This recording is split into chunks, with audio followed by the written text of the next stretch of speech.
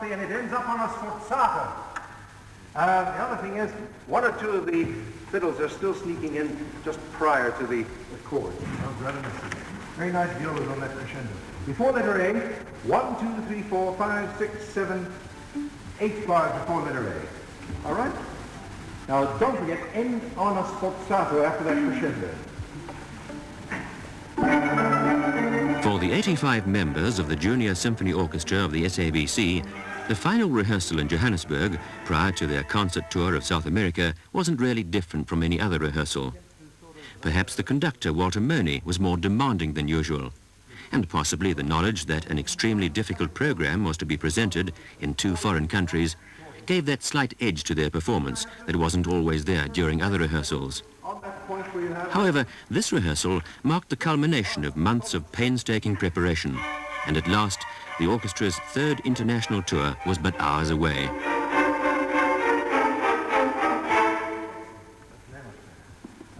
Tuba, spot on in with me. You provide that nice subterranean underworld there. All right, now this is the final rehearsal before you'll be heard in this in Montevideo. All right? So, make the listen, please.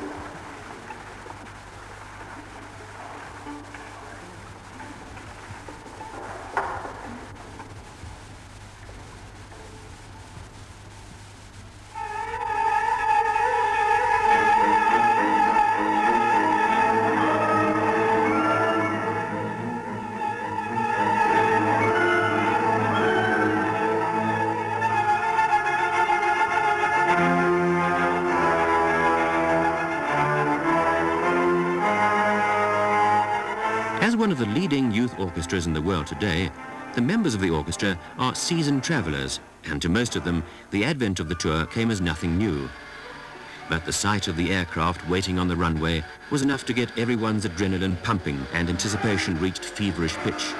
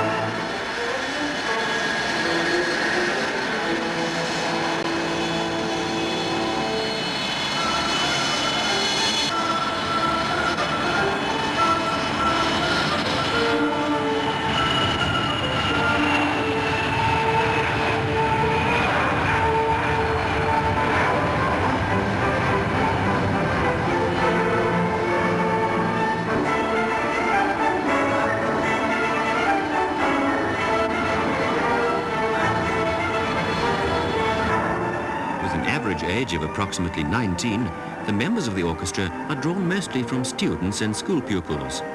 And as older players leave the orchestra, younger ones are drawn from age groups as young as 12. And naturally, for many of them, this was their first concert tour to a foreign country. Their enthusiasm was highly contagious, and soon a general undercurrent of tremendous excitement was evident. Once in the air, nobody could really settle down.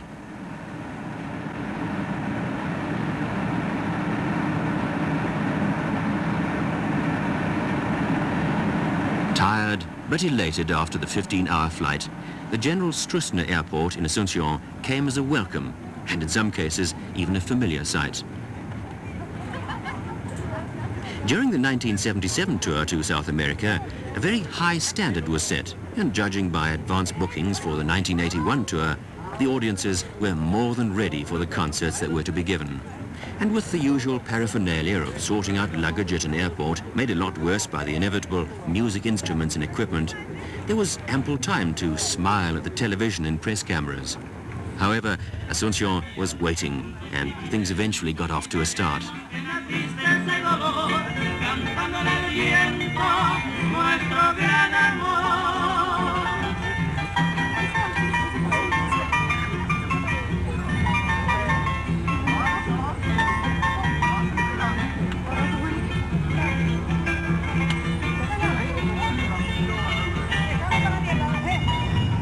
first impressions? Well, what can one say? Heat. First and foremost, the incredible heat and humidity. One of the orchestra members even suggested to the conductor that perhaps the Shostakovich Symphony would now have to be played a lot slower than usual. In fact, the Paraguayan climate definitely lends itself to a far slower and more casual pace of life.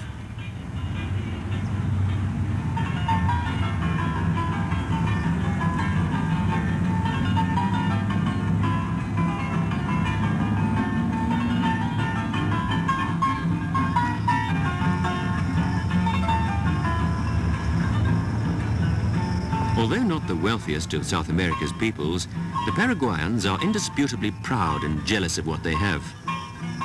They're also fiercely aware and protective of their independence, an aspect of their society well illustrated by numerous statues of national heroes and poets scattered all over the city's parks. The architecture is predominantly Spanish colonial, eloquent but not quite Spanish, simply Paraguayan, hung against the backdrop of cicadas screaming away the afternoon heat.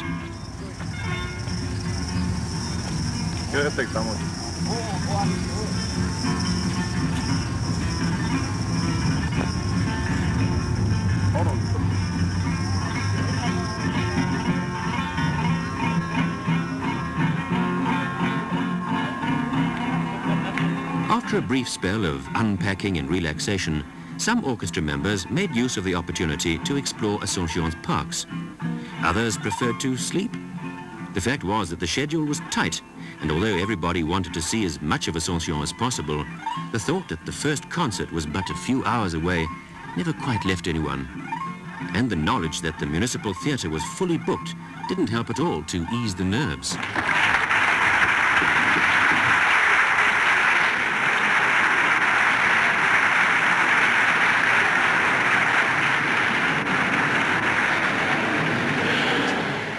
Perhaps it was only fitting that the opening concert featured the world premiere of the South African composer Graham Newcater's Philharmonic Overture. The work was especially written for this orchestra.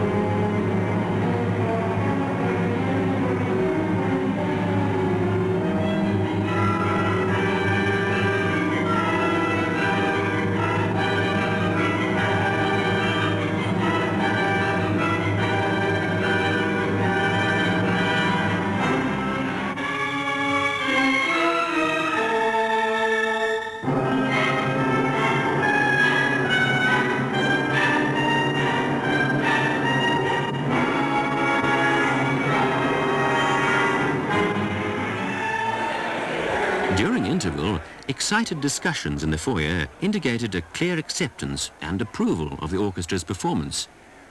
And although Spanish is not exactly most South Africans' second language, the enthusiasm amongst members of the audience was quite obvious. Cliff Wybrow, the orchestra's principal clarinetist, was the soloist in Weber's first clarinet concerto.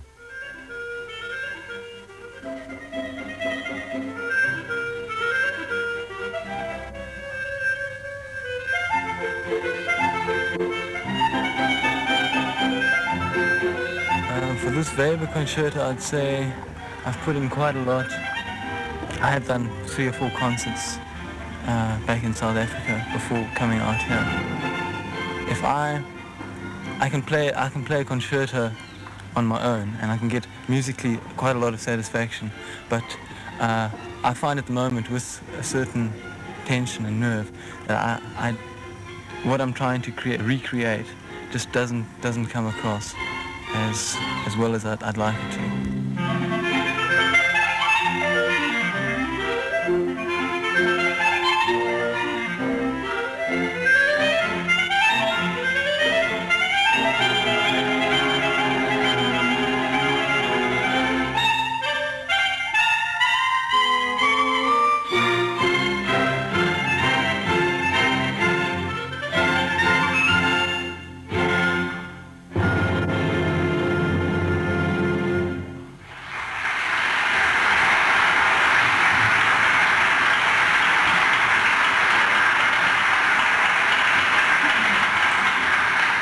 That the first concert was a runaway success could not be disputed by anyone.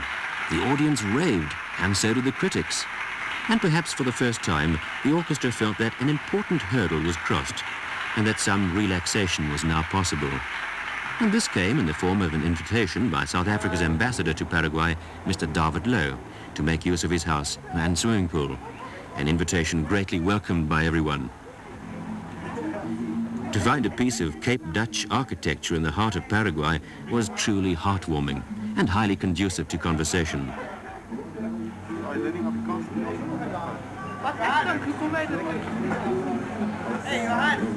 And of course, a great deal of cooling off was necessary, not only from the wine, but also from a blisteringly hot 41 degrees Celsius.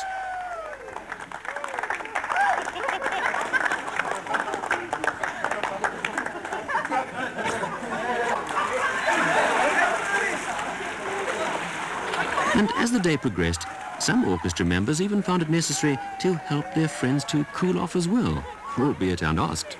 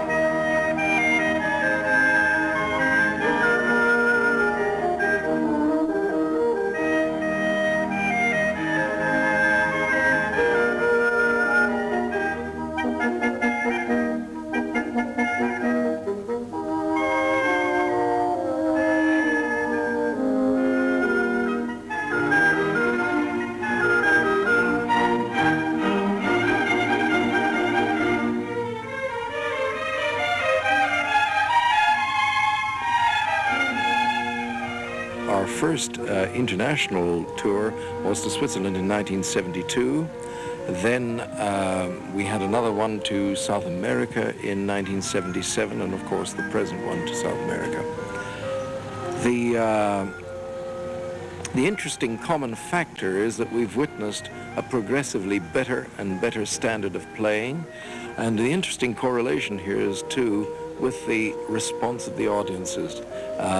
On the last night here, we had virtually a capacity audience of about 1,000 young people, and the wonderful thing was the spark in the air that caused our people to play better and better.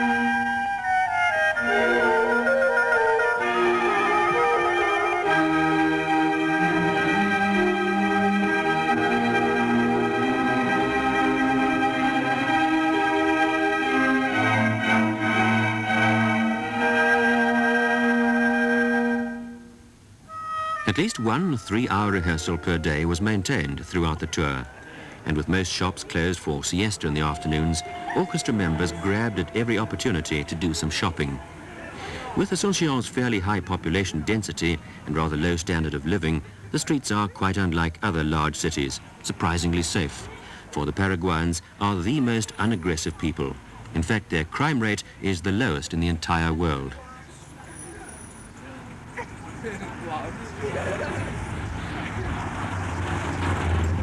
And, of course, a very useful fellow to have around, especially on rainy days. And that smile reflects the basic friendliness that's an integral part of every Paraguayan. Predominantly a mixture of indigenous Indian, interbred with their former Spanish conquerors, Paraguayans have a natural curiosity about all visitors to their country. They love to please people, even when language becomes a problem. $5 and 3. Sending a youth orchestra on tour to a foreign country is fine, but the logistics backing such a venture are vast and include more than a year's advance planning. The SABC's concert manager and general manager of the tour, Mr. Orchestra, explains. Whether it's a group of young people or whether it's a group of professional people you're arranging a tour for, especially if you're leaving your country and you're taking with you about 1,800 kilograms of instruments, firstly, you've got to make sure that you can bring those instruments back into your country. So in other words, you've got to take to your customs department and make sure that you can re-import all those instruments. Then you've got to make sure that all your young people can enter the countries. They must have all their visas. I'm not even talking about hotel accommodation, which you've got to find for a large group like this, where you have 85 people, and you can try and group them where they are friends together. And you know what young people are like. They start as friends at the beginning, but through the tour, they don't look nice to one another anymore, so you've got to attend to that as well. And then after the first night of concert, once the presentations take place, I can say that the contacts we build up between the countries is well worth it.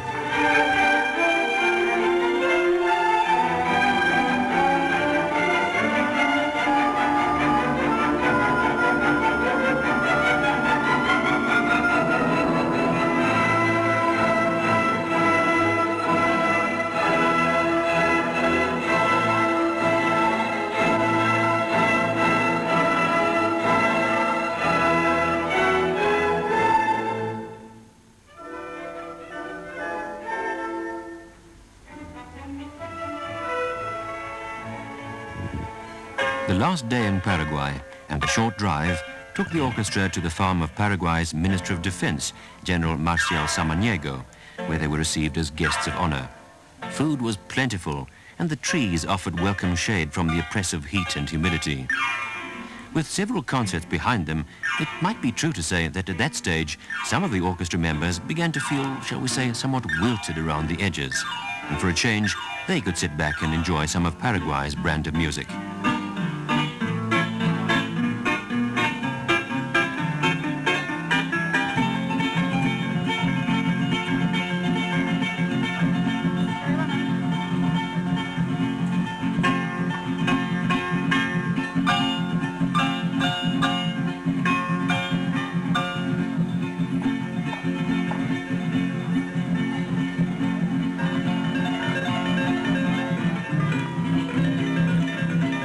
The highlight of the day came when a stirring speech was made by Paraguay's first and only woman judge, Dr. Miriam Peña de Ortiz. Sudáfrica y Paraguay están unidos por lazos fraternales con la misma ideología. Paraguay y Sudáfrica desecha el comunismo. Ons twee lande is verbind deur broederlike en ideologische bande. Ons is al twee lande wat sterk anti-communistisch staan. And for many, it was an amazing experience to hear South Africa's ambassador to Paraguay making an answering speech in fluent Spanish. Señor Ministro, en nombre de mi embajada de esta Escuela Pedagógica de Recuperación, don Maximiano Arellano, sin esta cooperación no sería posible para organizar todos aspectos para estos dos conciertos. With the formalities done with, orchestra members had the opportunity to get better acquainted with Paraguay's two national instruments, the guitar and the Paraguayan harp. And being surrounded by so much foreign talent, the musicians were very obliging.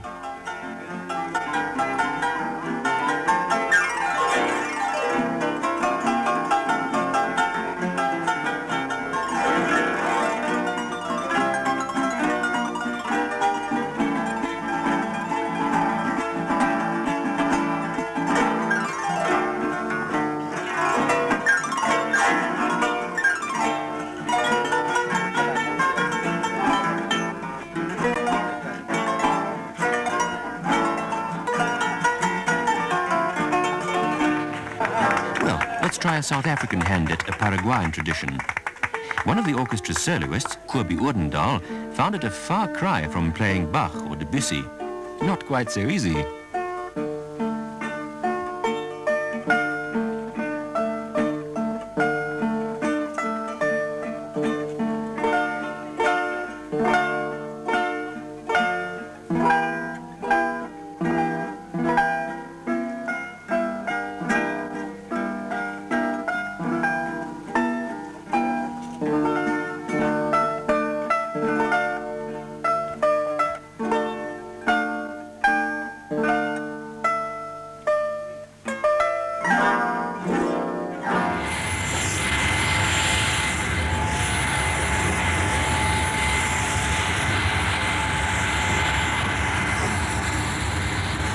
The arrival in Montevideo, capital city of Uruguay, and the strain of concerts, rehearsals, traveling, and the high South American temperatures began to show its effects. The problem was that the most important part of the tour still lay ahead, for the Montevidean audiences know their music, and the critics don't write nursery rhymes. The orchestra was advised to cut down on sightseeing trips and to spend more time on individual practicing. And so, while some were still unpacking the buses and looking for their rooms, others took heed of the advice, and soon the hotel swelled with the sound of music making, not quite without annoyance to some residents.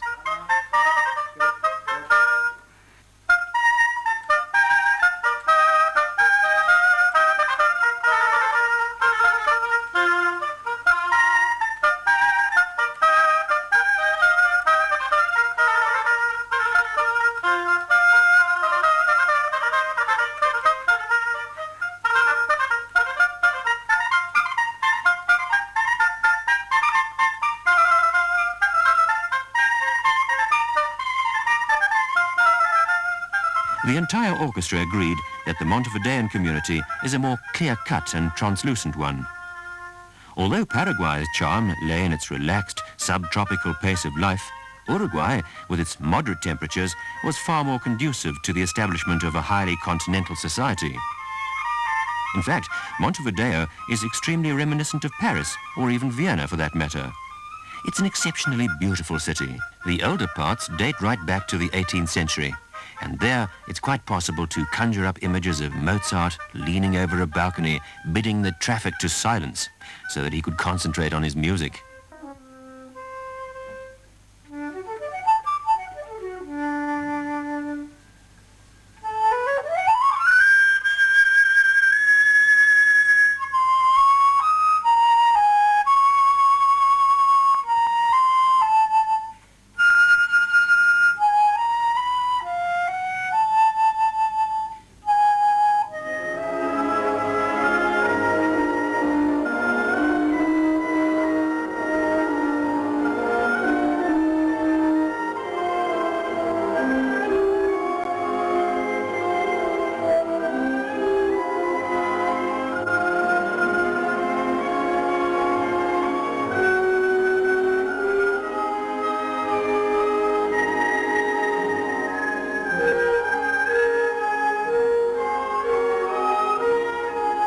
Comparing the different orchestras, of course, you know that we have a turnover of about 20% per year. I should say that on this present tour we've got a younger orchestra than we've had in previous times, but we have not played any the less difficult a program. In fact, we've played 3 concerted programs of considerable difficulty, and as you know, we don't do any programs in which there are arrangements or simplified versions as such.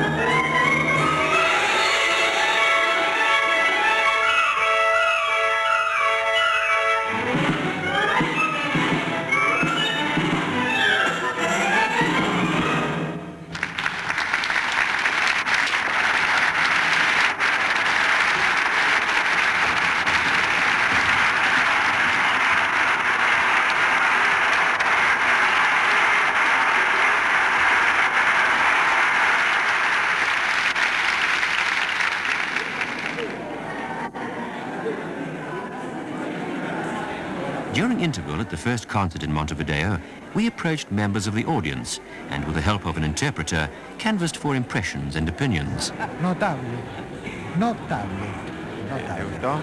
Realmente, sí, sí, sí. Tocan impecable, además llama la atención por la juventud. Notable. Los cobres, bueno. A mí me parece que es algo fantástico, como dice la señora.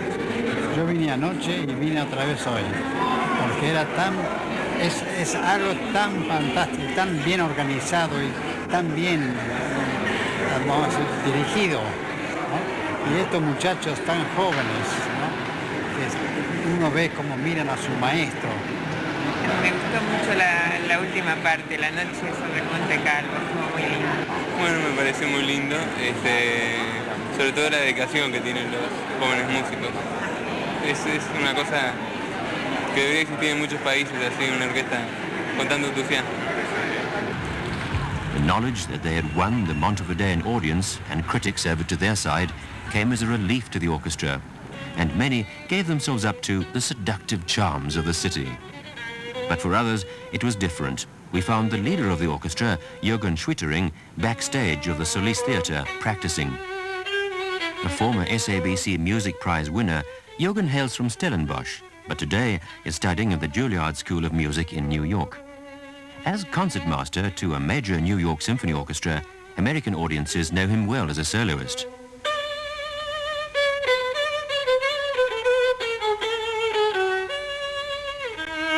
Well, I went to study with Peter Gut, who I met in South Africa and who advised me to come and study in Europe. He is a student of, or was a student of, David Oistrakh. And one of the highlights was getting to meet Oistrakh when he came to Vienna and to play for him and to take, well, a quasi-masterclass from him, because actually I was alone and my teacher was there, and my teacher interpreted the comments that Oistrakh made.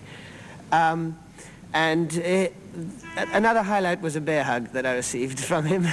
I played the Cacciaturian violin concerto for him and the Mendelssohn, and he advised me to come and study with him in Moscow. But at the time, and I suppose these days, it's still impossible because unfortunately I can't get a visa for Moscow.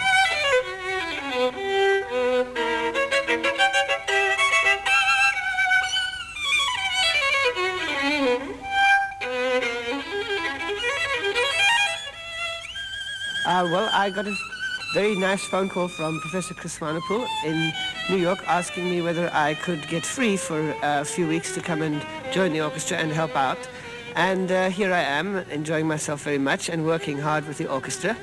I expect to do an extended concert tour in 1982, July, August and September, but I plan on returning permanently to South Africa at the end of this year, 1981.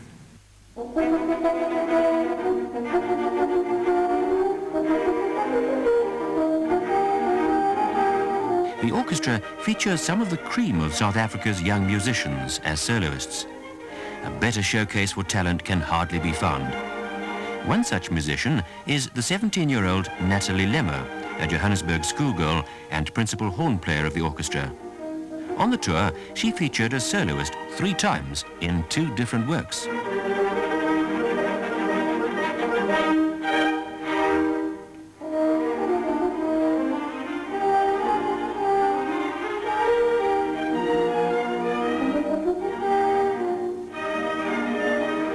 Well, it's a very beautiful instrument, to me the most beautiful instrument, because of its deep and warm sound. And also I think you sort of always struggle to get a horn if you want to play chamber music. And you've always got an easy chance to get into orchestras if you can play it well.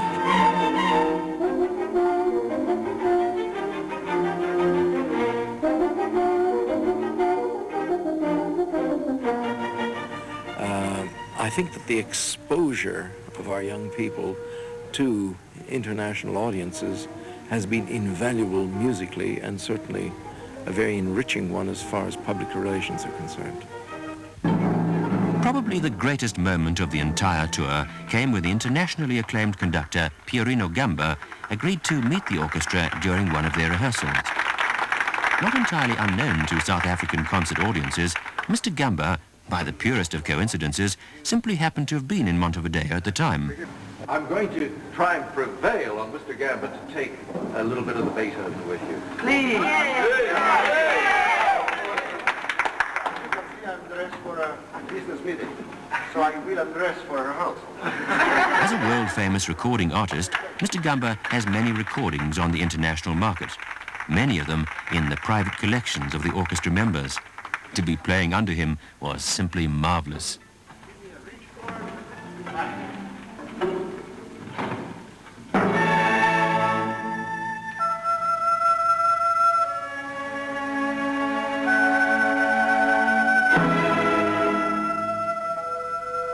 I had the pleasure only of conducting them for about 5 minutes, and I think they are very ductile. They follow the conductor very well.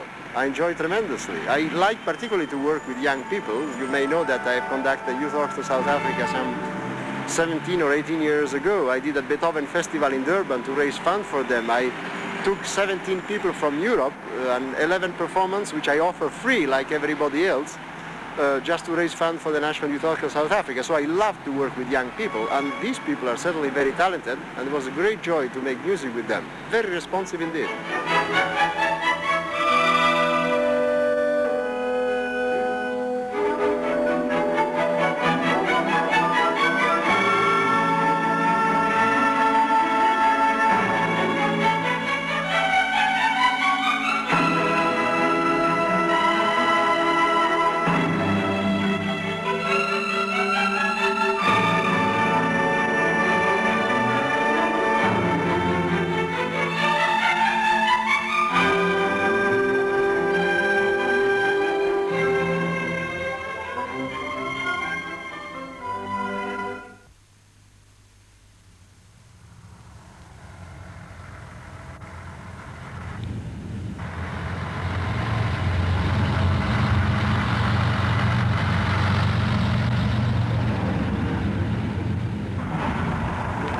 Towards the end of the tour, a trip to the coastal town of Punta del Este, some 200 kilometers east of Montevideo, provided welcome relief from rehearsals and concerts.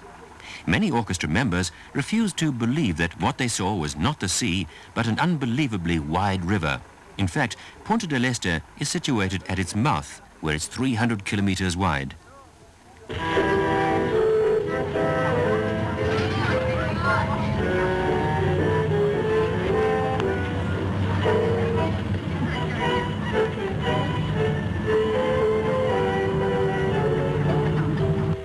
To many, the little town of Piriápolis, halfway between Montevideo and Punta del Este, was somewhat reminiscent of the Cape's more attractive coastal towns, and little white buildings on the hills graced the entire area with the charm of what could only have belonged to the Greek islands. Although the entire trip was accompanied by extremely heavy winds, the fresh air was much needed, and it soon blew a new vitality into everyone.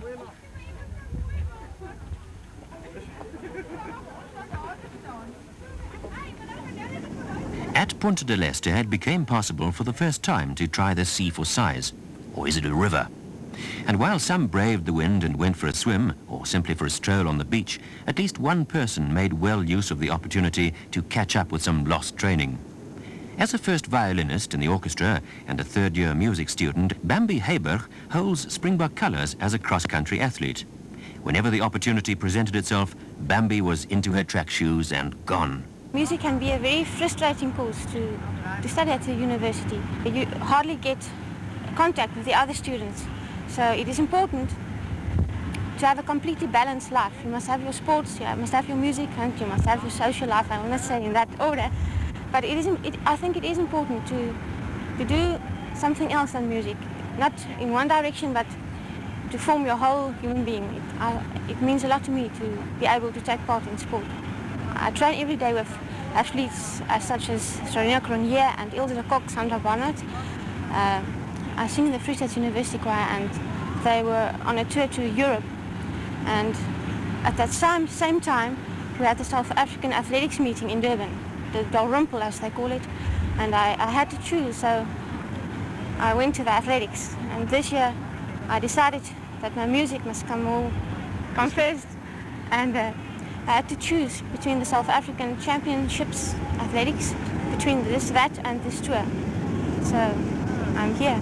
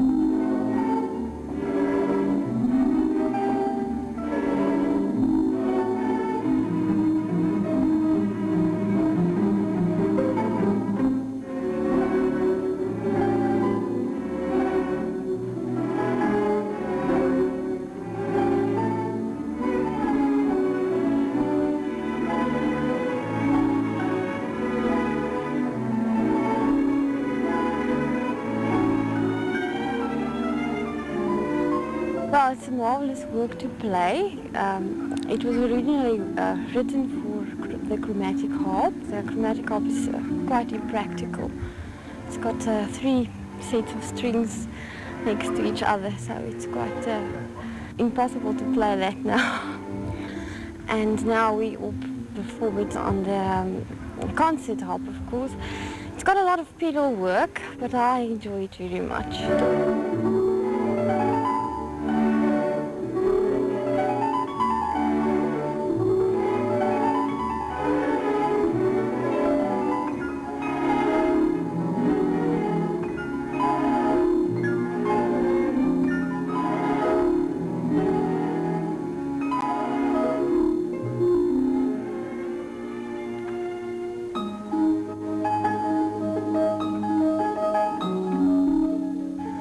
Hours every day you have to sacrifice.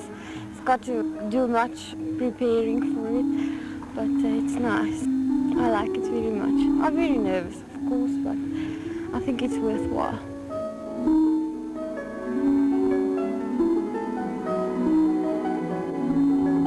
We create goodwill for South Africa and for the SABC to such an extent that it cannot be bought in money. It cannot be paid for in money. Apart from that, we create the opportunity for the young people to play together, to see something of the outside world, and we, in this way, create talent for our senior orchestras in South Africa. Not only the SABC orchestra, but for all orchestras in South Africa. The answer is yes, it definitely is worth our while. During a boat trip down a river, we made use of the opportunity of speaking to some of the orchestra members. With the end of the tour very close at hand, opinions were readily forthcoming. Sad in a way because it's over, but glad to get back. I know a lot more. Oh, I'm quite glad to go home. Very tired. Everything was most enjoyable. The concerts, all the jewels that we had as well. It was very interesting as well, especially Paraguay. I can stay forever, it's wonderful, but I'd like to be back again. All that remained now was the last concert in Montevideo. On the following day, the orchestra would return to South Africa. However, the conductor, Mr. Walter Money, was adamant that that was no reason to relax. He insisted that the final concert should be the best one of all. And during the rehearsal that afternoon, he was quite relentless about this. And the other point is that despite the bowing being separated there, still retain the essential legato character of that. All right. 4 bars before figure 3. Thank you.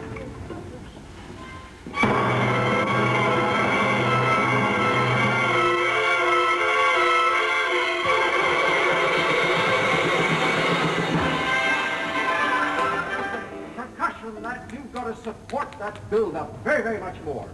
I've got to have a real sizzle on that. All right, 4 bars before figure 3. Once more.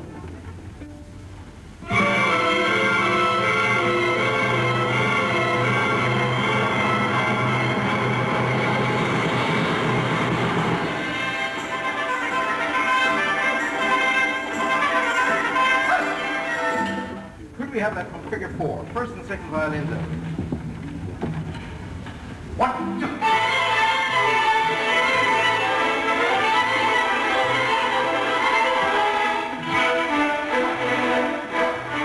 This is the other point that I'd like to bring up. That's figure 5 where we've just arrived. Could you please differentiate more between these dotted crotchets, the length of them, and then the shortness of the syncopated figure that's repeated? We get pa-ra-ram-pa-pa-pa-pa-pa. Fine. Back to the beginning, please. Right from the top now. Performance right through.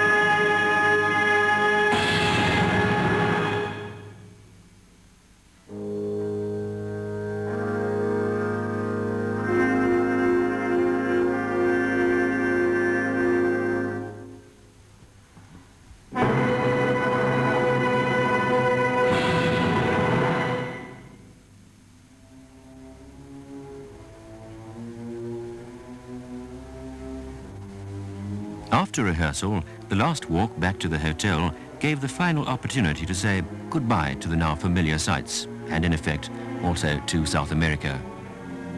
Behind them lay 2 weeks of strenuous traveling, rehearsing and concerts. Ahead lay the final task and the journey back home. But in everyone's mind was the security of the knowledge that what had been achieved in terms of strengthening cultural ties with our foreign allies had made it worth the effort. After all, if you cannot speak Spanish, music will say it all.